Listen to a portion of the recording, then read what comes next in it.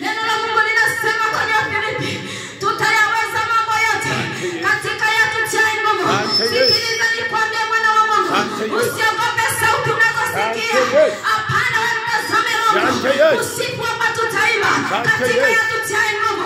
Tutamtolea Bwana katika yatutia nguvu. Tutamtukuza yeye katika yatutia nguvu. Tutahubiri neno lake hapa katika yatutia nguvu. Acha kuogopa, ondoa hofu na mashaka, maana ni Mungu aliyetutuma. Hatujatumwa na wanadamu. Katika mji wa Kimathi tumetumwa na Mungu aliyeumba mbingu na nchi. Aliyetutuma mahali hapa. Acha kutazama, acha kuogopa.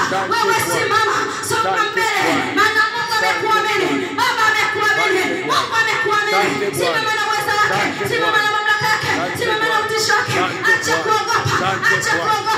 Uchawi yote tumekwenda kung'oa, uganga wote tumekwenda kung'oa. Maana neno la Mungu linasema kwenye Hesabu 23:23, hapatakuwa na uchawi juu ya Yakobo wala uganga juu ya Israeli. Hakuna uchawi ndani ya hema hili, hakuna uganga ndani ya hema hili. Tunaupiga kwa damu ya moto, Pigwa kwa jina la Yesu, pigwa kwa jina la Yesu, pigwa kwa damu ya moto, pigwa kwa jina la Yesu, pigwa kwa jina la Yesu, pigwa kwa damu ya moto, pigwa kwa jina la Yesu.